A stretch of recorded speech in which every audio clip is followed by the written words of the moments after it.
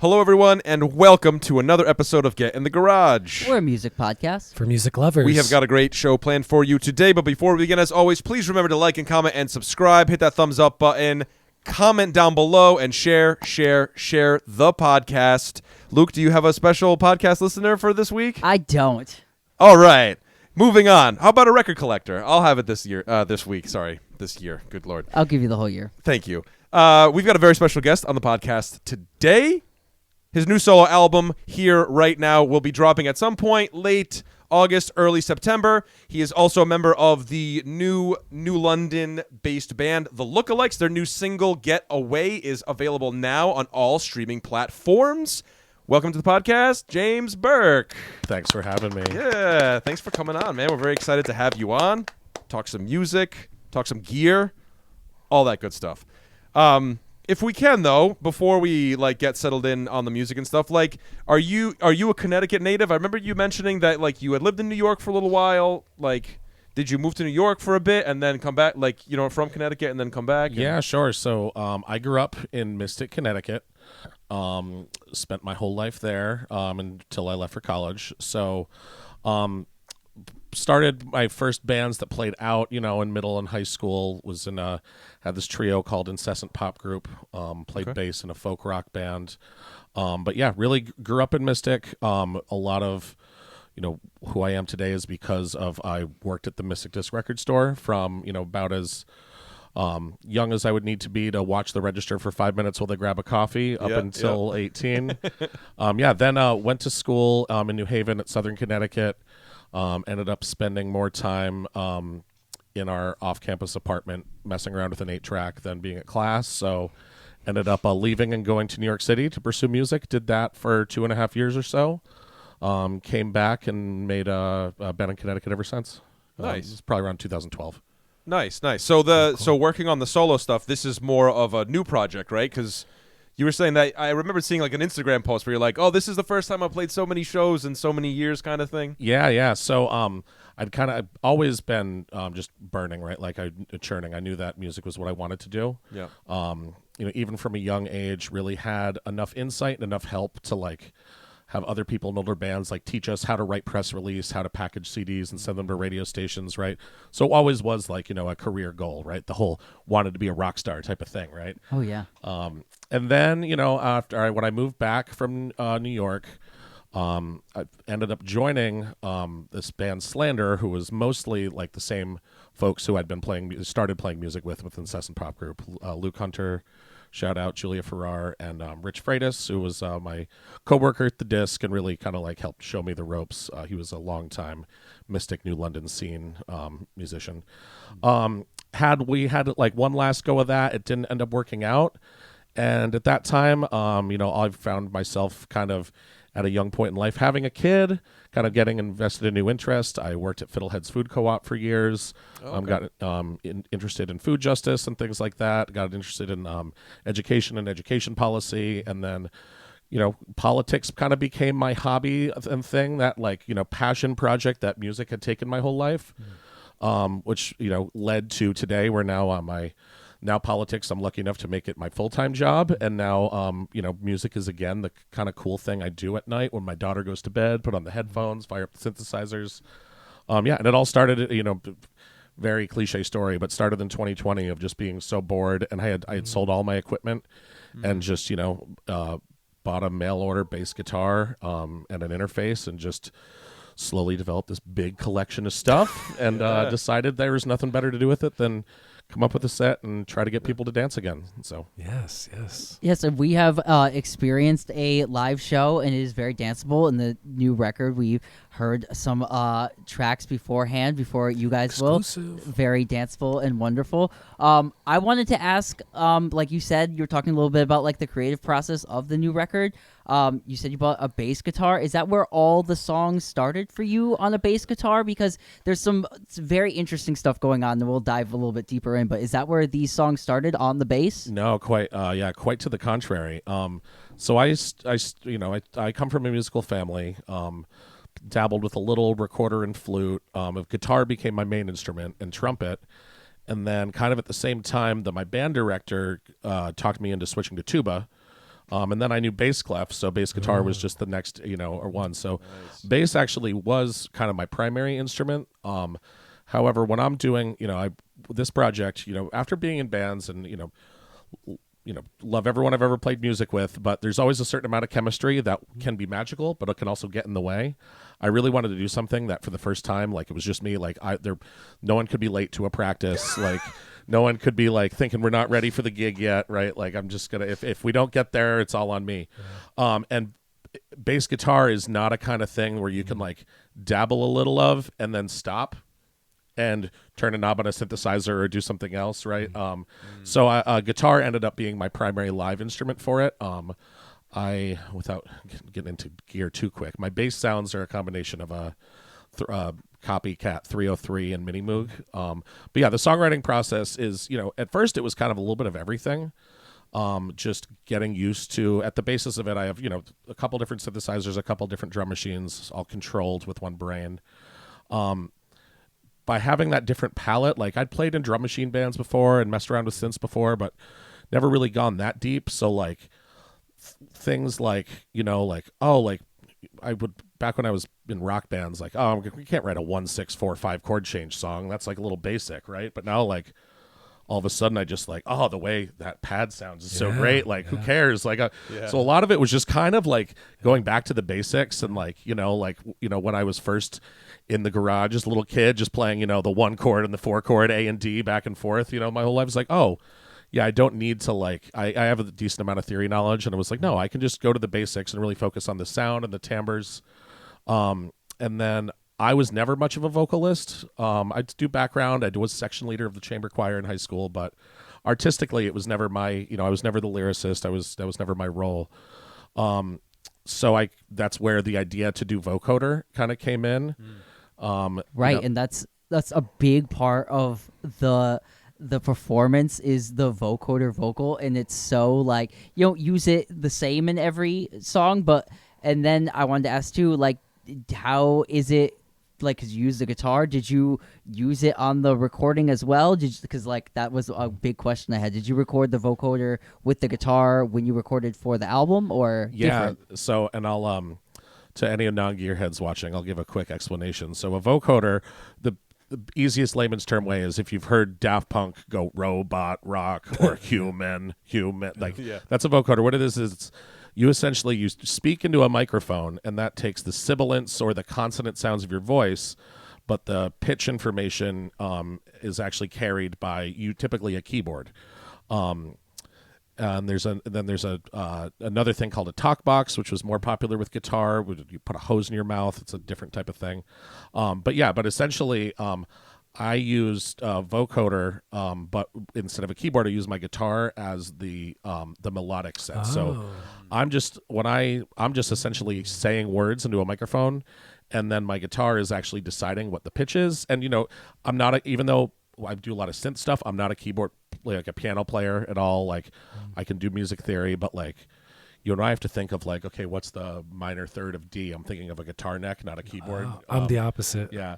So essentially like, I was like, I can take my like shredding skills or like my guitar vibrato and that's what you're hearing versus a keyboard. Which is so I've never seen anybody use a vocoder like that before. I've never seen anybody use a vocoder live before, so having the experience was just like, this is so. And then I'm watching with Mike, and I'm like, I was like, he's not playing the keyboard, he's playing guitar. And I'm like, is the guitar? And I'm like, it was just questions I had. I have no idea how it worked, but it was so interesting to see and to experience. And I love how you said you're like, I took my shredding skills and I just like used it because it was a bit like an unusual, when I hear the music, I think it's going to be played one way, and then to see it and they're like, it's guitar up there, and you get the Guitar Hero vibe, and it's still like the cool dance vocoder vocal thing, and I really, really love that Thanks, dichotomy of the two things together. Mixed. Yeah, and it really explains, because I was listening to the record, the sneak peek we had, and I was thinking like, is he doing a lot of pitch bends on this keyboard to make the vocoder? But now you're saying that it's bends on the guitar neck. It's much more, I guess, more natural. You're kind of not having to control all these hand things. Yeah, very interesting. Yeah, definitely.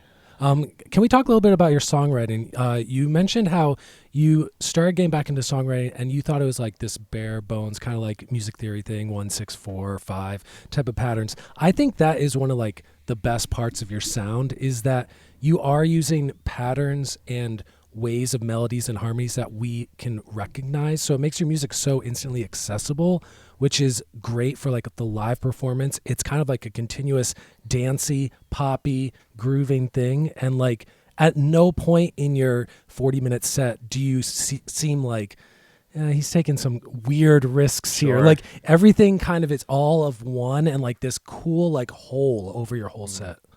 Yeah, I mean, part of it, like, again, I 10 years ago, I had a deeper, or 15 years ago, even a deeper understanding of theory than I do now. I've definitely let a lot of it slide over the years. But yeah, part of that's, because I do want to do something that's a bit ambitious sonically, and acknowledging that, my music's not too experimental, but there's, bridges and things with filter sweeps that might be a little bit more than pop music for people, but grounding that in like really recognizable pop chord changes. Like there's a song on the album, it was actually the second song I wrote since I kind of assembled this rig, where I literally just programmed like a really basic doo-wop Motown early bass line that you've heard on a million records, just to like have that be looping while I was kind of like learning my new bass synth, like driving the parameters of it. And all of a sudden, after like getting in the groove with it for half an hour, like, okay, I've just been listening to this like when I programmed just basic bass line with just a clap on 2 and 4, after been in my brain for half an hour, I'm like, okay, I hear what the tambourine should do. I hear what the riff should be. I hear what the keyboard should be. And that kind of like that working kind of showed me like there was the thing. Oh, cool. I can take all these like, I'm joking. I'm never going to do a 1-5-6-4 song because of that video. Yeah, that was right. popular? Because I don't want it to get access of awesome, but yeah, like again, a lot of just like basic, like I tend to like not do a lot of, jazz extensions. I know y'all like, mess around, and I do as well, but it's very diatonic. Yeah. It's, just like the chords within the key you're in, and really, yeah, kind of bring it that, because like again, the more the chord changes can maybe be a little bit expected, or the melody is expected. Like I'm messing with your expectations in other levels, in like a delay oscillating out, or a fuzz coming in when you don't expect it, or the drums muting and things like that. So. Yeah, the textures end up being kind of the star. The textures and timbres that you're working with. Because James's live rig is like how many keyboard basses like all strung together? It's like a mad scientist laboratory. Yeah, so it's a lot to control and a lot of knobs to possibly turn. So I know. Yeah, I mean at its heart, it's 5 synthesizers and 3 drum machines that.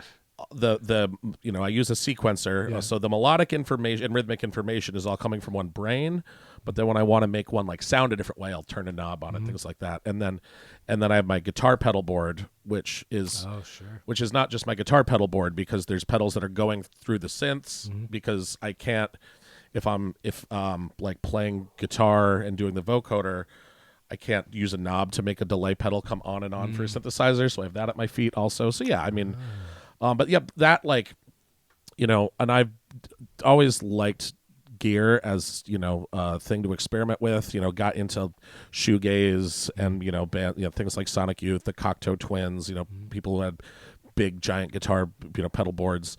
But also like, because my first band was a drum machine band and had to like go through that, like, okay, I'm a musician, but how do I do this? Like learning how to program a drum machine is like a different skill. And the same way now I've been like, joking that like the sequencer I use isn't like the best one or anything. There's definitely better options, but I'm like, no, I learned this and I built muscle memory for it. So keep it, but yeah, like, I try to have it like, it is something I'm into. I try to have it not get in the way. And then kind of like the same way, somebody feels about like their bass or their cello or their, like my rig, although I built it now, it for like the first, probably it's been about 4 months since nothing's changed. And now I'm really feeling like the equivalent of like wearing in that spot where your thumb goes on the upright bass. I'm like kind of doing that in my crazy synth thing. Like, okay, like now I'm really building more muscle memory for it. Sure. I know nothing about that whole world, drum machines and programming. Yeah, it's like music I'm fascinated by, but I know it's like a rabbit hole where it's like I don't have the hours to put in to learn all that stuff. And I mean, and I'll just say it is expensive, man. But part of the reason why I went down that, like, it was not because of pretense or anything. So when I first again, like in my old apartment, 2020 board, I actually broke my ankle too, so I'm in a wheelchair, and I'm like, okay, I can play the bass, like, because before that, in the beginning of 2020, I worked in a grocery store, so I was still going to work every day, and then it went from that to boom, like nothing to do. So yeah, my initial thought was like, yeah, all the music's made on laptops these days. Like, I'll get into that again, or for the first time really, because when I wasn't playing music, I do work as a live sound engineer. I've done work at the Guard, and I work at 33 Golden Street. So I always stayed in the scene, right? But it was like, never really taken that dive to like make beats in Ableton or like record band. Like, I was never the one. I was the one who had the tape 4-track and tape 8 and Porter Studio 8-track. Never the one who had like, Logic on their computer. It's like, I'll go down that. And to also those who do it, props at the time.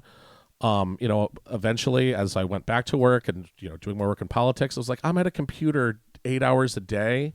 Like, again, when I like get the kid to go to bed and it's late at night and I put on headphones and I want a little like me time, like opening the computer back up just isn't it. And like waiting for a screen to load and turning a knob with a mouse. I'm like, no, like I want to look at the cool thing and turn the knob and have So. I like that the music is digital in one sense, but in the other sense, you're very much like I want to, feel it and still do it, and I can appreciate that, and I also love the sentiment of I already learned this and I don't want to learn something else. I'm still, if I have to record anything, I use like a 2008 version of GarageBand because it's what I learned and what I know, and I don't really use anything else. So I very, very much love that concept. Is there anything you learned that was like brand new on this? Maybe like a new instrument you learned for these solo live outings, or I mean, really I'd say overall the concept of synthesis. So again, I grew up programming drum machines, right? Very familiar with that. Always played in bands with keyboards, but back then keyboard was like, like our first band was very New Order-y, right? Like, so it was like take a crappy Casio keyboard. At first, it was just use the pre-programmed drum loop in that before we bought a drum machine, right? Samba. So learned, yeah, exactly. We had a good one where we would take the 80s ballad one, but then make it really fast. That was one of our tunes. Might still be available on Bandcamp. Right, so, but like, it was like Casio keyboard, take the organ sound, plug it into a phaser pedal and a distortion pedal, right? Sure. That was our level of like experimental back then. I never had like a real synthesizer, like, and learning about what are oscillators, what are envelopes, the basics of synthesis. And again, it's so great that now it's just accessible to everybody. Like, you can go, you can get Reaper for nearly free and download a free VST plugin of a Moog or a Prophet synth and teach yourself, and it's all on YouTube, right? Right. And even though, like, again, I do use a lot of hardware, various different brands. There's so much, the high end stuff is out there too. You can get two of the things I mentioned. You can get a copy of a Roland 303 for $100. You can get a copy of a Mini Moog, something that's $5,000 for $300, right? And so the barrier of entry to get into that and learn. So yeah. But to get back to your question, that was the new skill, right? Like, I had always kind of just like picked a sound that was cool and wrote that in the context of like a little bit dancey of a rock band, right? Not really like learning how like the sounds and the filter sweeps and actually like. For example, there's this thing called an LFO, which is a low frequency oscillator. So it's essentially a way to change your sound over time. That like, I can, send that clock from my drum machine. So if I want the synth to swell up and down, like I can say, okay, do I want it to swell every 2 beats or every 2 measures? Or so yeah, that like getting heavier into that, like the sound design was, before that I was just a guitar player and, like had some basics ideas about it, had a big guitar pedal board, and for the most part was like, trying to write great songs on guitar or trying to write the best bass line. The new synthesizers, although I've always been around them, like that was a skill that was never my job in any of the groups I was in, and I definitely deep dove in the past year. So can I kind of ask to this? You kind of learned that. Are you hearing what because you're making this kind of music, when you're listening to all the music you listen to in your normal everyday life, are you picking out like, oh, I think that might be that kind of synth, or that might be this kind of plugin that they're using here, or has it gone to that level yet where you're kind of like listening to music and being like, oh, I think that's this, or I think I can get that sound by using this? Yeah, not quite. So okay, with a Roland Juno, yes. So that like I can call out, I'm like that's either a Juno 6 or 106, like that I'm there for. With the other, and that's partially because like I have their small like modern version of one, and I've put my hands on it for a year now. But for the other ones, synthesizers less so. But with drums and drum machines, yes. Like I will like that's a 909 clap, or like just I'll put this out there because I'm going to use the word 808, which is going to be a thing because people think of 808s as a loud, almost like a bass sound in modern hip hop. It's based off of the kick drum on an original TR 808 drum machine, where you could actually like play it like a keyboard, but it's also a full drum machine. So yeah, like an 808 clap, an 808 tambourine. Or at least the classic drum machines, I can definitely like pick out records and like be like, oh, that's interesting because on Thriller, like they're using the Lindrum clap. I was just gonna say Lindrum. Yep, the Lindrum favorite. clap, but the 909 kick, right? Right. Like, I learned that from Greg Gaines watching his videos. Nice. Yeah, he's amazing. Yeah, that's cool though, because like there's moments where like we'll be listening to a song and I'll be like, oh. Yeah, you can, like, oh, that's a Strat. Oh, exactly. Yeah, those are humbuckers. Those are single coil pickups. That's a P bass or that's a J bass. Like, you can kind of get to a point where you can start picking that kind of stuff out. So, yeah, that's cool. Yeah, you mentioned guitars. What guitar do you play live? Yeah, so I've recently got been into Telecasters. I have two. I have a Squier P90 Telecaster. That was kind of the first thing I switched over to. And then just a couple months ago, got a Mexican Tele Deluxe. So humbucker neck, single coil bridge. Cool. Which I really like. It's a little heavy because I came from a place where when I started this group and before then, this is actually a good story. So 335 was my guitar. I started with a lot of different things. Like I was a Strat guy at first, tried some Epiphone limp balls, went back to the Strat, and then like was playing like indie or experimental stuff. And at the time, I wish I traded my American Strat for a bass and a bass amp. I wish I hadn't, but it's like, oh no, that's not it. Like I'm gonna play this $100 Dan Electro, for a bit. And then like settled on a 335. And that was like, had a natural. It's a 335, not a Casino, but I had it in natural wood because it looked like John Lennon's guitar on the rooftop, and that was my guitar throughout when I was living in New York up until then. Throughout the process, that guitar was lost in someone's basement, a friend of mine. It was in their basement when the house was foreclosed on. When I was going through this, like I don't have any gear, rebuying everything, I ended up buying a Fender Squier Starcaster, which is also a hollow body. It's offset, but I got it in the natural wood, and it's vibey, and like for $400, I'm like, okay, that and I had that, and that was going to be my guitar. And then so I just bought my house with my partner. Because remember we were like just finished unpacking the music stuff, and I get a picture of my long lost 335 from my friend who had. Apparently, it was put in a storage container at some point, and a friend found it and brought it to me with tuning peg busted, and needed some work on the bridge. But brought it to Corey at Spindrift Guitars. He fixed it up. It's great. I love it. I still record with it. That's sort of like my axe in a certain way. However, a 335 is a lot of guitar to whip around your back when you're trying to go from trying to play keyboards like this. Yeah, and I was never a Tele guy, and then but like I always liked my friends ones that I'd played, and doing a lot more like the guitar work I do both in my solo stuff and in the lookalikes. There's some bass rhythm guitar using the vocoder, and then some guitar solo-y stuff. But if I'm doing a rhythm part, it's honestly 2 strings, 2-3 strings, quacky Prince type, stuff anyway. So, it's like, okay, well, let's try that on a Tele. You don't really think a Strat. Try the P90 Tele. It was my first P90 guitar. Loved it. And yeah, so now it's great. I have the 2 Telecasters. I have the dual gig bags, so they come with me. And yeah, been really happy because I can, get some humbucker. single coil, but I ride the middle position for most of the time for rhythm. Yeah. So you mentioned the lookalikes. Yep. Tell us a little bit about that project, because this is a new project as well, right? Correct. Yeah. So we had our first gig, our first full gig last month. The lookalike started, as I mentioned. So I'm a sound engineer at the 33 Golden Street. Actually been helping out with a lot of the booking and stuff there recently. But I've been through like booking shows. They're trying to like help grow our scene in many different ways.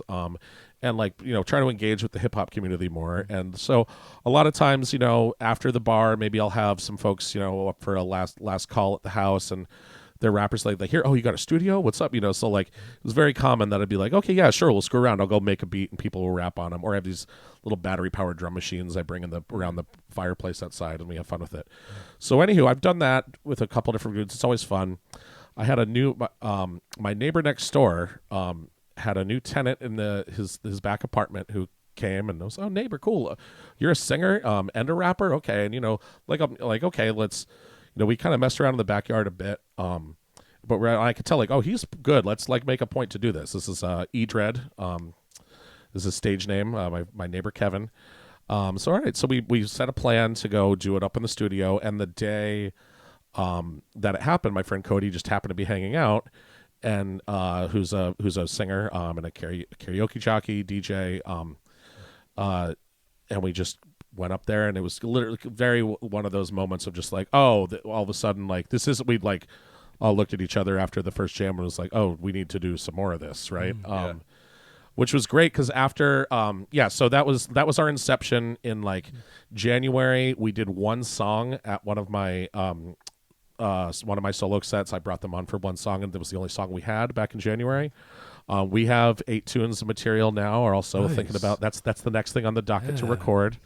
So yeah, we just put out our first single, Getaway. Again, that we'll be finishing up the rest of a full length album with that as well. Probably right around now or after the time that this is coming out, we'll be playing our second show.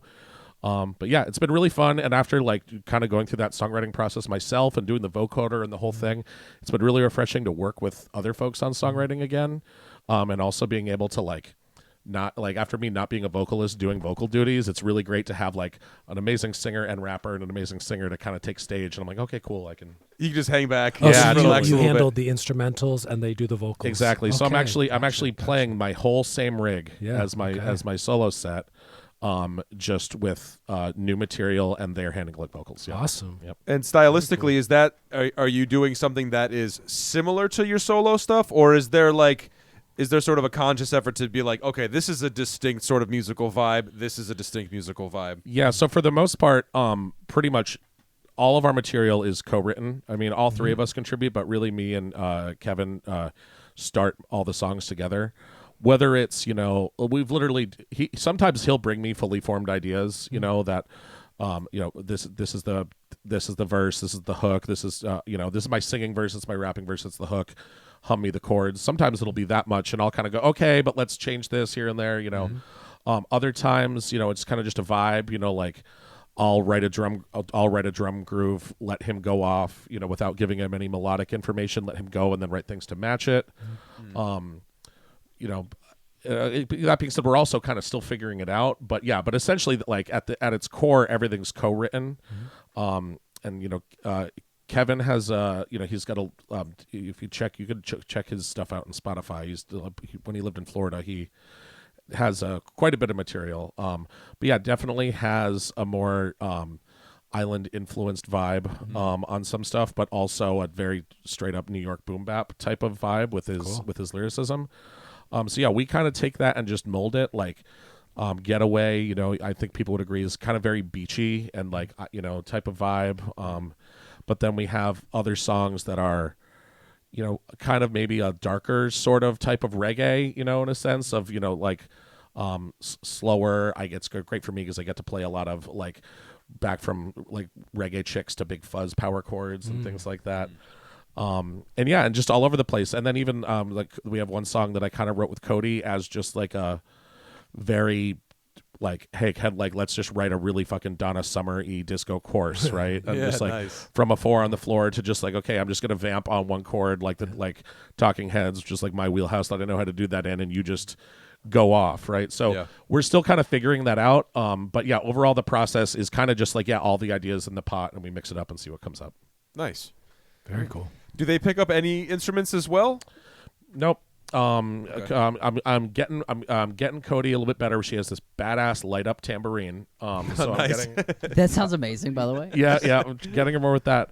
But yeah, no, it is cool because because I'm not singing, I kind of have some more time to like like do a little bit more complicated arrangements on the drums in particular, like because it is more like hip hop adjacent music, and like, you know, neo soul, that type of vibe. Like it's a little bit more important for like there to be more drum fills, where like in my, you know, sort of like electro 80s based stuff, it's kind of like, you know, I do have fills. It's kind of more okay for it to be a basic drum loop for 32 bars, where Right. with this I'm kind of like getting more intricate in the drum fills, you know, being a little bit more involved. And, you know, I was mentioning about like a couple maybe extra extensions on the harmony notes and things like that.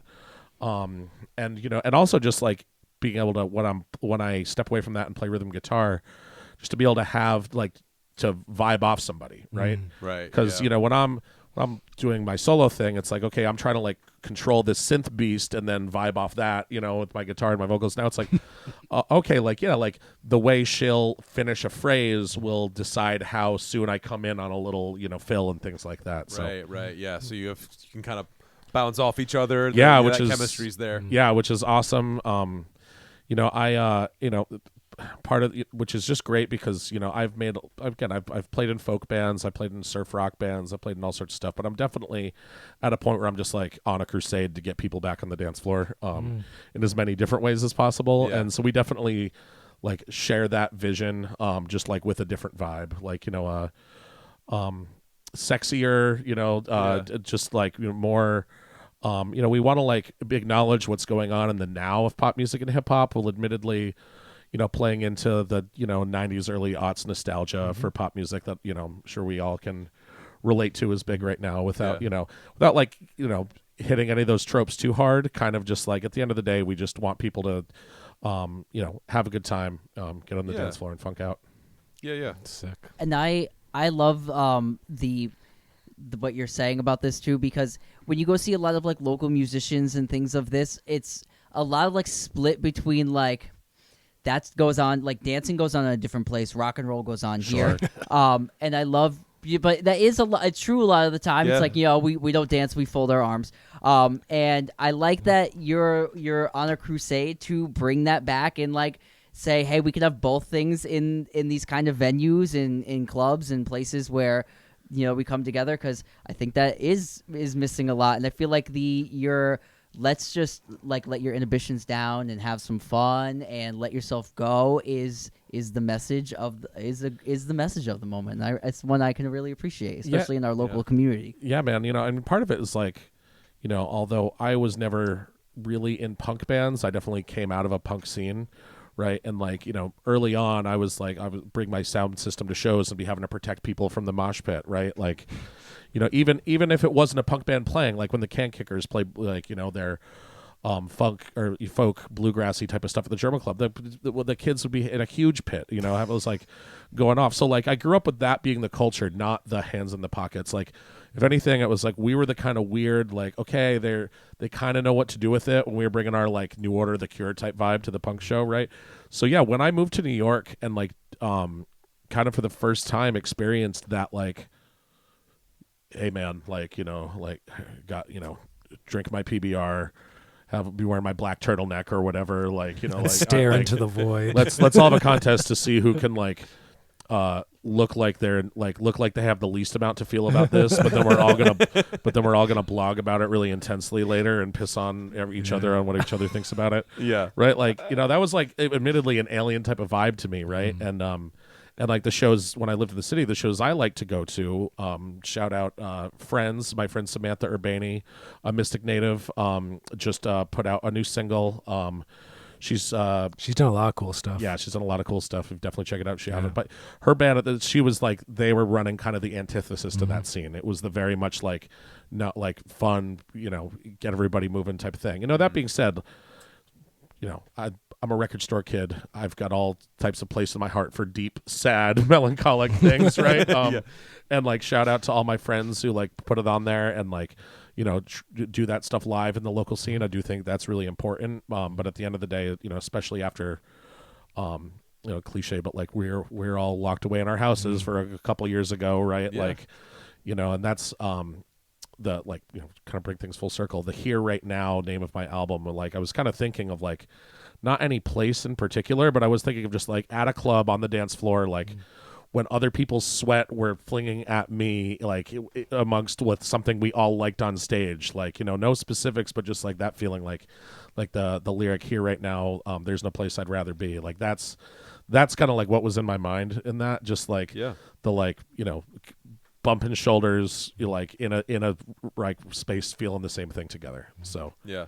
And it's it feels exciting, in that way where, because you're part of the New London music scene, we're all sort of part of the New London music scene, and and to go out and just see that there is so much musical diversity that's still all in the same scene, it feels so cool because there are those bands that people might stand there and kind of like, the Wallflowers might enjoy, but then there's the bands that people would dance to and all that, and it's kind of like bringing everyone together in that way. And it's very like when we saw you at the Telegraph, and it was just like so cool because it's like you look at the bill, and there's just so many people. There's Marvelous Liars, there's Sly and the Family Stone, there's you, there's the Hempsteadies, there's there's just so many of these bands that are all New London scene bands, all different in their own way, but like it's this great melting pot. Speaking It's of so exciting. things melting together, I kind of wanted to ask you a little bit too. Is there any like things that really influenced you to start, like obviously like you described like the worldly things that made you want to make this record, but some of like is there any artists that kind of like highly influenced you to make this, like a couple, like a dance track that got you going and really like started you off, or something you can shout out that you really love that influences you sure. without I mean, giving yourself away? yeah, no, it's again, like, so I being like in record store culture, like I was like taught that like hard bop records are just as important as like $2 DJ bin like acid house records, from the early 90s and things like that, right? That like all things have their place, and and so yeah, definitely like there's just I've definitely like the same way that like at a younger age I like soaked up like factos information about classic rock and Led Zeppelin and the Beatles, and then went back and did it about Miles Davis and Coltrane or Motown, and then punk and post-punk in the 80s. Definitely kind of like got a bit of that when I was younger, but like through being intentional throughout making electronic music now, kind of like did the more extensive version of like just learning the history of house and acid house, and how the different technology and how the scene was in Detroit versus England and things like that. As a young kid I was exposed to that. I do say that. So I was at the Daft Punk Alive 2007 show in New York, which was by far the best show I probably ever will see. The jealousy on this man's face that you're Yeah. missing. I don't know if you're getting it. 18-year-old. I could never go see that. Oh man, with the pyramid. Yeah, no. So I gotta again shout out Rich Freitas from the Mystic Disc. I was 17 years old, and I was a dumb high school kid. I remember my girlfriend had like dumped me like 3 weeks before that, and I was just all in a bummer about it. And he just calls me calls. No, I didn't have a cell phone, so we called like somebody, and he didn't either. So from his landline, he calls somebody he knew I was with cell phone. Yes. He's just like, "What are you doing?" And he's like, do you have your skateboard or your bike on you? I'm like, "Yeah." He's like, "You need to get to my house in the next 45 minutes." And I'm like, "Really?" And he goes, "Yes, you do." And I'm like, "Right, really?" He's like, "Shut up and get here." And I'm like, "Okay." And so from there, just I knew it was happening, and I just got in the van. I don't know if I think he had there was a ticket meant for someone else, and it didn't work out. But yeah, Rich, our producer, who ended up being my drummer in Slander, brought me to that show, and I'll be forever grateful. But yeah, so yeah, like obviously Daft Punk and other French house bands like Cassius were big. But then I mean, one shout out in particular that when I was kind of crafting this new set and this new thing, I'd kind of missed the history of the like early electro. So like African Bambaataa would be like the biggest thing to like recognize that period of the like, it's post disco. It's not quite hip hop. It's, kind of right and around there. Like sometimes they're live drums, sometimes not. Sometimes there's a whole band, but there's a drum machine. Space is the Place by the Jones and Crew. If you want like a one-off, like that was one that I definitely was like listening to a lot when I first started like putting together the sounds and writing the record. Yeah. I love that you like kind of or highlighted that period because I do like. I'm not like a super expert on it, but when you find those records that are kind of in that middle period of something happening and starting to happen, a lot of interesting like cross sections, and just like your music, I think you're bringing in a lot of interesting cross sections that are kind of coming together in a new sound in a different era. But I really love that you're like that kind of early-ish kind of thing where it's a little bit of this and a little bit of that. How about Zap? Are you a big Zap guy? It sounds familiar. I think maybe somebody's told me about it, but I don't know. They were all electro, like all synthesizer stuff. Okay. Roger Troutman was the band leader, and that's all vocoder vocals for the most part. You gotta check it out. Yeah, there's there are some vocoder on Jones and Crew too, but and I mean, that's I'll be straight up with you. That's like the hip answer is I like dug something out of the crate, some 1983 man. Like that, the other answer is just like like. Why aren't more of my friends into the 100 gecs? People are really into them on the internet, but now the people at the bars seem to be, right? Or why aren't more people at the bars into vaporwave and things like that? And I'm like, why aren't there more kids like with laptops doing weird shit like at the punk rock shows? So like I'm on a part of it is like yes, like all art is made from a sense of ego, and I want to be up on stage and get the applause, right? But I'm also like I want to encourage more kids to make electro music at these punk shows, right? Yeah. Well, we covered that 100 gecs record. We loved, absolutely loved that record. And, like, guys, nobody watched that review. Like, nobody even touched Not it. even 100 gecs. Yeah. Not even 100 You gecs. got 42 gecs. So I kind of want to, you brought it up a little bit. What do you think that disconnect is with that? Like, do you have, like, kind of maybe an opinion on what's going on? Because, like, I feel the same way. I feel like that spirit is so, I listened to that record, I went, this is so punk rock. All right, That's all this is. You brace yourself. You're sitting down. Yes. We're too We're old, bro. Yeah. We're too old, That's music man. for 19-year-olds. Right? Like, that's all I that's- listened to when I was 19 was that guy's stuff. Like I've said that's Girl been my Talk, LCD Yeah, Sound right. System, Daft Punk. That's been my goal in life is to like not be the old guy that doesn't get what's going on. Yeah. Right? Like I'll be straight up like, now like I'm really into obviously Charlie XCX, Caro Bonito, like a lot of that type of. But like like the first time I heard a hyperpop remix, I was like, "What the fuck is this?" Right? But then like now I know like if that's my first reaction, that means I need to go deeper, right? And like and I think because I'll be straight up like even though I'm like consciously fighting against this, I acknowledge that like. I'll catch myself being like, "Oh, what are the fucking kids doing these days on the on their Tic Tac with their what not?" Yeah. chopped and screwed versions of doo-wop songs. Yeah, like but yeah, I mean, and part of it also, again, like, so that's at a point, like, I think it's also where like kind of showing our ageism or presentism just by even like calling it electronic music or anything to a certain point, right? Like these kids are like the next generation coming up are gonna like this is the culture like we're really they're the first generation that's always had the internet in their pocket is gonna like grow up, and there's probably gonna be negative consequences to that, but I'm really thrilled to see like who are the first kids that are going to come into the scene that have really been like, oh, you think you know about this, well, I've grew up always knowing about that, and they'll be like, what the hell are you talking about, Yeah. you haven't put in your time, what do you, and then, oh, wait a minute, and that's what I'm waiting for, like, admittedly, like, I want to, like, try to be, like, I had a lot of great elders when I was a young kid coming up in the scene, a lot of people that, ran DIY venues, put their neck out in the line for us as kid to have like safe spaces to create our art. And,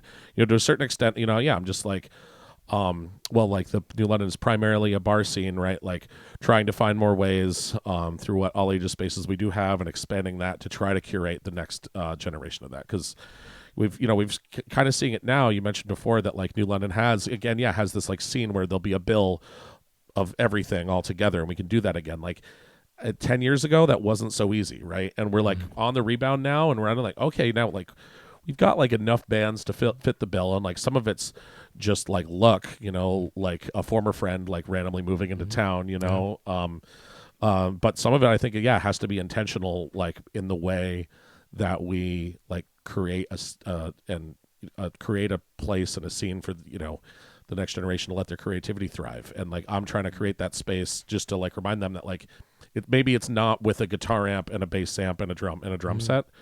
There will always be space for that. Rock and roll's not dying. Don't worry, trust me. I work at a punk rock bar that's busy every weekend. Rock and roll's not dying. Yeah. But yeah, the like to really encourage that, because I think the one thing that's again disconnected is because so much of that culture is shared digitally, that and us being the grown-ups now, because we're the grown-ups now, like I think it's I feel a responsibility to like create a place for that to happen, like IRL. Yeah. I really, really loved that whole. That was really great. Yeah. Because you're right. That's when I was in bands young, and even in today, there's not a lot of places for a 16-year-old to go express himself in that way. So, that was a great way of putting that, and I really like that. So speaking of which, if we're talking about shows and stuff, let's get some show dates. So that way, in case you ever want to see James Burke play, as well as the lookalikes, we've got some dates coming up. Definitely. So James Burke, my solo set right now, I don't have anything on the calendar because I'm probably going to try to wait for a big solo release show coming late summer, early fall. Stay tuned for that. But the lookalikes have a pretty hefty calendar. Cool. We'll be at the City Pier stage on Sailfest, which is July 8th. So just across the train tracks, 2:00 on July 8th, the lookalikes will be there. Also, if you follow me on Instagram and send me a DM, I'll be happy to share the address of a DIY backyard party on July 15th. And then following that, August 12th is New London Pride at Ocean Beach. The lookalikes will be playing there. Come on down to Ocean Beach. It's a great day. It'll be, Out CT puts on an awesome Pride there every summer. And then August 18th, we're going back to the bar I work at, the 33, with two awesome bands. One, Love and Company from here in Connecticut and New Haven, and Ruby and Grove, who are a three-piece female-fronted piano trio out of Boston. Nice. So yeah, mark your calendars for the lookalikes dates, and I'll be, once my record comes out, there'll be a big release show, and I'll be playing a lot to try to get all that in your ear holes and onto your record shelves. Absolutely. The record's great. We listened to it. We've seen you live a couple times, and I'm glad to hear that the record is like a great translation of what you do live. It's like the exact experience right there on record. Yeah. Awesome. And when it comes out, we will tell you about it, and we will put links up, and you will be able to purchase it, and all that great stuff. And there'll be a copy on our shelf. Yeah, we'll link the lookalike single down in the description box below, where you can find it, as well as Instagram handles for all the profiles and all that stuff. James, thank you so much for coming on the podcast, man. My pleasure. We really appreciate it. Thank you you. always have a home here. Guys, this has been Get in the Garage. We will be back, though. We will be back. And actually, James is sticking around. He's going to do some album stuff. Oh. But we dig it. I mean, we cut and paste and stuff, so Yes. This has been wonderful. We're going to review some albums. Stay tuned. This is our first album review with a guest, so we're very excited about this. Yeah, man. Yeah. So stick around. We'll be right back.